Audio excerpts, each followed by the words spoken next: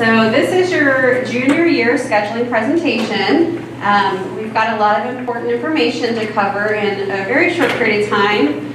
So I ask that you pay attention. I know it's not necessarily the most exciting information at times, but it's very important. All right, so we're going to get started. So this is our staff. I want to pay special attention to Ms. Hoffman and Ms. Orwick. Those are our administrative assistants in the office. They can help you with things like getting a transcript or a report card, things like that. This is our bell schedule. We assume that it will be the same as next year. Okay, required courses for graduation. So you all have seen this many times, so you should be pretty familiar with this. Just a reminder, you need 4 English credits. So you should be taking 1 English class every year. You need 4 math credits. You need 3 science credits, 3 social studies credits, a half a credit of health, a half a credit of PE. Remember that PE is the class that is only worth a quarter credit per semester. And so that means if you're taking the PE class itself for your physical education graduation requirement, you must take 2 PE classes in order to earn that half credit. You need 1 credit of fine arts, and then you need the additional 6 credits of electives to make up the 22 credits required for graduation. In addition to your credits required for graduation, you also need to either demonstrate competency by earning a score of 684 on both Algebra 1 and the English Language Arts 2 state test, or you can demonstrate career readiness, enter into a contract to enlist into the military upon graduation, earn credit for 1 math and or 1 English course through CCP for the subject area not met. And you also need to complete step 2, which is earn 2 Diploma Seals. 1 must be Ohio designed. So if you look to the right of all these seals, you'll see Ohio by many of them. There are a few that are local. I know that you don't really understand what all this is, and this is very confusing. So we will meet with you individually and go over this in detail. Okay, so we'll work together to identify what seals and what exactly you need to meet this requirement. World language. So if you have not taken a world language yet and you would like to, junior year is a perfect time to do so. You can still earn 2 credits of world language. Remember that world language is not required for your high school diploma. However, if you're planning on going to a 4-year university, many of them would like to see at least 2 years of world language, of the same world language. If you plan on taking a world language, you should be earning at least a B in your English class. This is the honors diploma requirements.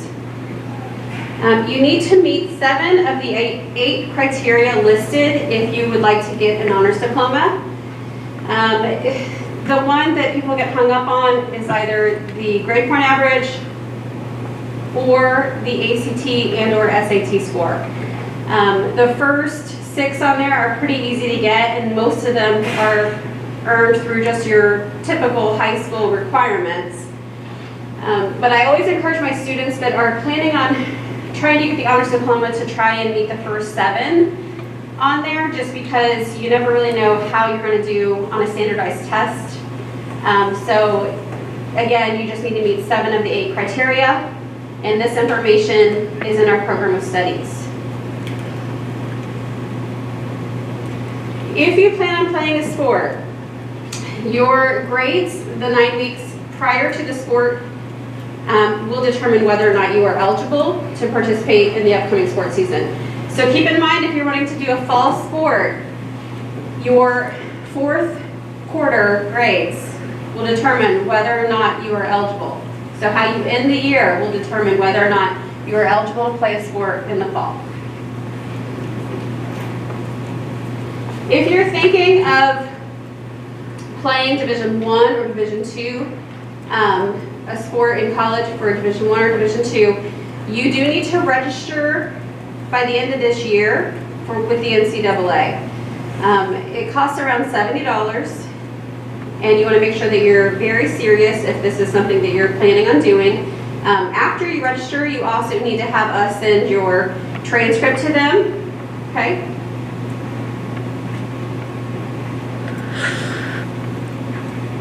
This is a list of NCAA approved courses. We will have these for you at the end of this presentation, but just know that for all your core classes, for it to be NCAA approved, it has to be a minimum of a CP, so a college prep minimum. So anything higher than a college prep, of course, is going to be approved. So it needs to be CP, honors, AP, or CCP for your core subject areas.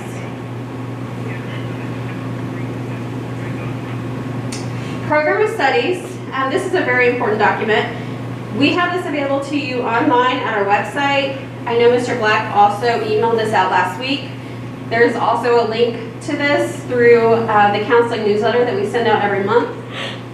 So this is so important because it tells in detail what your graduation requirements are. It goes over the honors diploma requirements.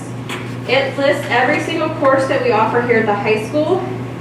Teachers update this every single year with a blurb, like a little paragraph, specifically stating what the course entails. It also tells you the amount of credit each course is. It lists any prerequisites, if there are any, and what grade level the courses are available to. I really would like for you guys to make sure that you are looking at this program of studies when you're choosing your classes, because you need to select your classes very carefully, as we will not be making changes because you selected the wrong course. You guys will have over a week with your course selection sheets, so that should give you plenty of time to really research and make sure that you're selecting wisely. So registration, every student must be scheduled for a full day. So everyone must list enough courses to equal 7 credits, with the exception of PE. So if you have not completed your PE requirements, I strongly encourage you to do so your junior year, because you certainly don't want to be a senior trying to get that PE credit. If you are taking one PE class next year, your credit total will equal 6.75. If you're taking 2 PE, it'll equal 6.5. Other than that, you should have 7 credits listed. Once you select your courses and we've done everything we need to do on our end, a copy of your full year schedule will be available in August. Mr. Black will send out an email or an call letting you know when they are available. We encourage you to pick those up prior to the start of the school year. That way, if you see an error on it, you can contact me immediately, and I can hopefully work through that with you prior to the school year starting. These are the different PE options. So you can take the PE classes here at the high school. We also have the PE waivers, so that is if you're playing a sport here at the school. You do need to select the PE waiver if you're planning on doing a sport and earning your PE credit that way, okay? You can't just take your sport and then not select this, because then you will not earn your PE credit. The PE flex credit, that is for students that are maybe doing a select team outside of the school or doing dance. There's a lot of different options that you can earn PE flex credit. Please note that you cannot combine any of these. So in other words, if you're doing the PE class here at the high school, you must do 2 of those. If you're doing the waiver, you must do 2 of those. And if you're doing the flex, you must do 2 of those as well. Okay, we just talked about this, but again, the waiver is for someone that is doing a sport here in the building.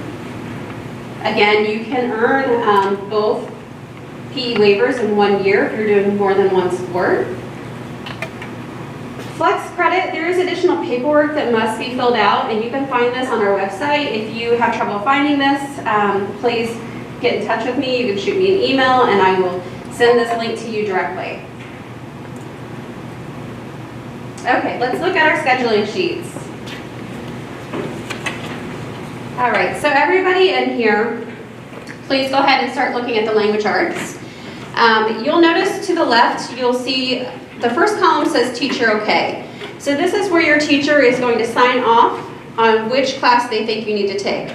You do need to have teacher's initials for all of your core subject areas and for any world language that is past the first level, meaning French 1, Spanish 1, you do not need to have a teacher signature for that, but you do need teacher signature for anything past level 1.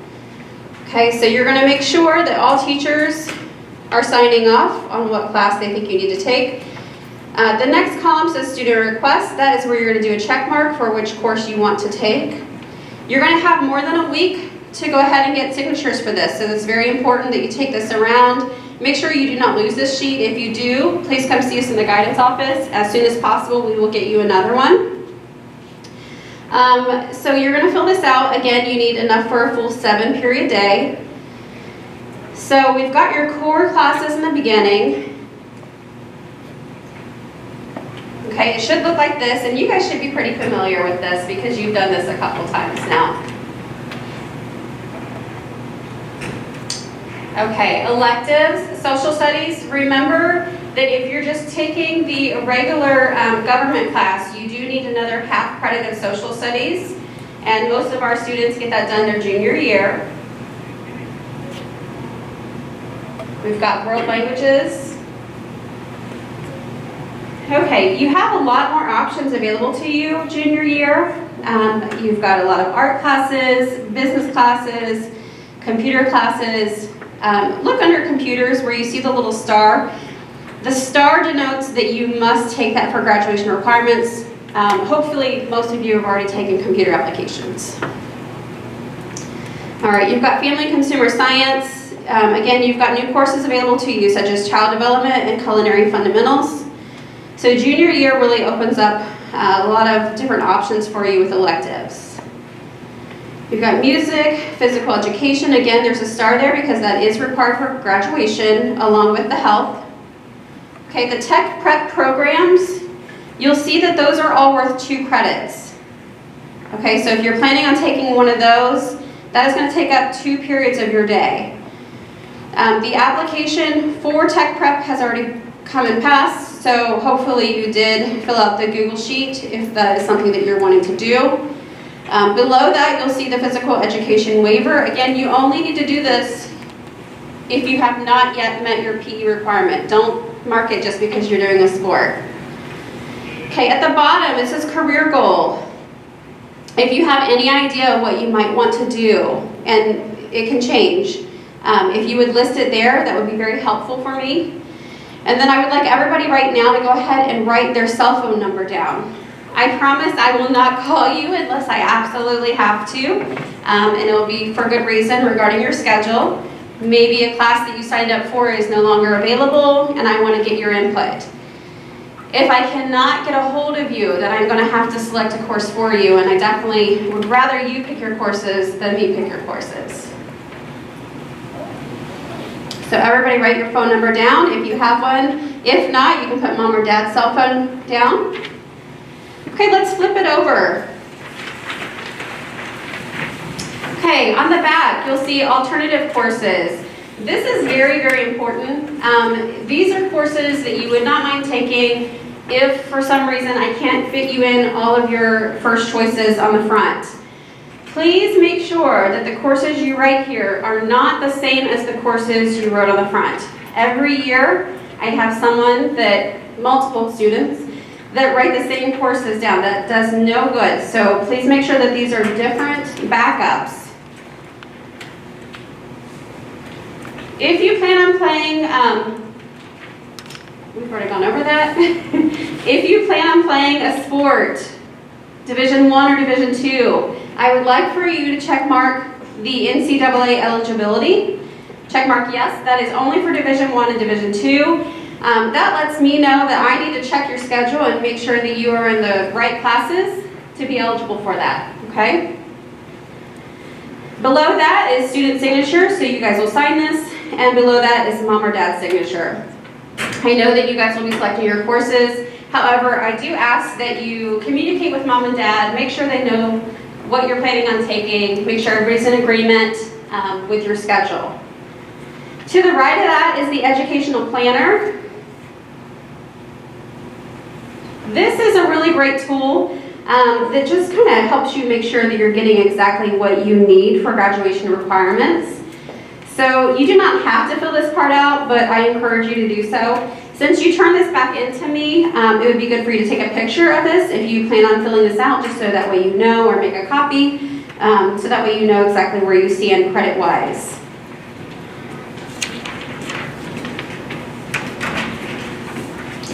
Okay, so we were going to do scheduling next week, and that's why at the bottom it says bring it back February 16th. We're actually going to do it the following week, so you're going to have a whole another week to go over this with your teachers and with mom and dad. Okay, so we are going to do something new this year. You guys are going to manually schedule yourself into the computer. So we're going to ask that you guys bring these sheets back the week after next. It needs to be filled out completely. You need to have all your courses selected for a 7-period day. Then you also need to have your alternates chose when you come. We will not have time for you to sit there and select your courses at that time. You're going to be given more than a week, okay, to get this done. So you need to bring this in with you. We will call you down in small groups, and we will do scheduling online. You guys will be using these sheets to input the courses that you want to take for next year. Weighted grades. I'm kind of running low on time, so I'm going to speed this up. Weighted grades, GPA, your honors, your AP, your CCP, those courses have additional weight with them, and that is due to more rigor, usually more assignments. There's a lot more involved, and so that's why you see the bump on the GPA. Okay, be aware that if you select an honors or an AP class and you choose to take the course, you may not change your mind and drop the class. A lot of these courses require summer work, and so if you select this and you do not do the summer work, you will start that class off with an F. So please make sure that you are being very serious and very sure that you want to take these courses if you sign up for them, okay? College Credit Plus. So we had a meeting online in January. The PowerPoint for this meeting is available online at our website. There's also a link to it in our counseling newsletter. If you're thinking of taking CCP, please look at this slideshow if you're new to CCP. A reminder, you need to have your letter of intent form turned in by the 19th if you're planning on doing CCP. That is something that we require every single year. Okay, these are the courses that are offered here at the high school. You earn dual credit for these courses, meaning you're earning your Miamisburg High School credit and you're also earning credit through Sinclair. Please keep in mind that when you take a CCP course, you are starting your college transcript, okay? It's very important that you take that very seriously and make sure that you are really ready for that. If you're planning on taking a CCP course, you will fill out this additional blue sheet and attach it to your pink sheet. And we'll pass these out here at the end here in a few minutes. Okay, if you're planning on taking a class at the college campus or online, you would fill out the right side of the sheet. Again, the left side are classes taught here by our teachers. I want to go over a few more things with College Credit Plus really quick. So the first step is to do the letter of intent, okay? The second step is to do the CCP application at whatever school you're wanting to do. So if you're doing Sinclair, or if you're doing MUM, or you're doing Wright State, they all have their own CCP application. The third step is to schedule your placement tests. All of those have different placement tests that are required that tell you what you're ready for at that college level.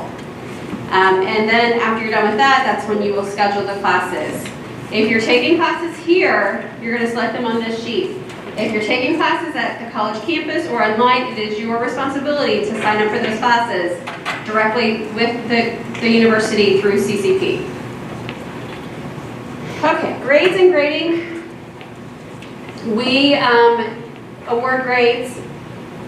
Every 9 weeks you get your grade card. We do not print grade cards for the first and third 9 weeks. We only print them when credit is awarded, so at the semester. The gradebook link is below at the website. This is your high school transcript.